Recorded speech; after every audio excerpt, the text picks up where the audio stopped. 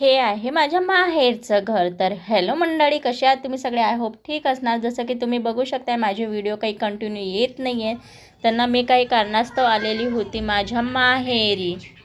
तर बघू शकताय मस्त पाणी ठेवलेलं होतं तापायला आणि मग बघू शकताय बाबा हे म्याव कॅट वगैरे. तर माझ्या माहेरी ना माझ्या बहिणीच्या घरी आहेत मांजरी वगैरे, तर मस्त त्यांच्यासोबत खेळली वगैरे. माझ्या मुलीचं पण चाललं होतं खेळणं आणि बघू शकता किती क्यूट आहेत ना सगळे.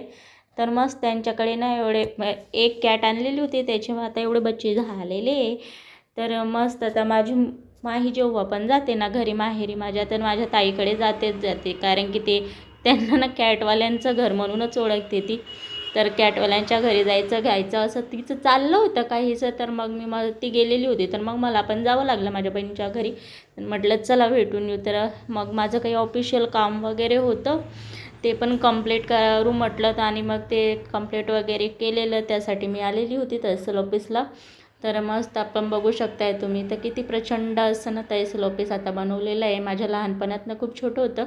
तर मग मस्त आपलं काम वगैरे निपटवलेलं आणि त्याच्यानंतर निघाले मी परतीच्या प्रवासाला, म्हणजेच आपल्या ब्रह्मपुरीला येण्यासाठी. तर हे रस्त्यामध्ये भेटले मला आपल्या गाय वगैरे. तर म्हटलं थोडंफार तुमच्यासाठी कॅप्चर करूया. आणि मग ना त्याच्यानंतर घरी काही मी जेवण वगैरे केलेलं नव्हतं, थोडं टाईमच झालेला मला तिथे. आणि म्हटलं चला मग नागभीडला थांबलेलो आम्ही, मग एका ठिकाणी आम्ही जेवण वगैरे केलं आहे मस्त.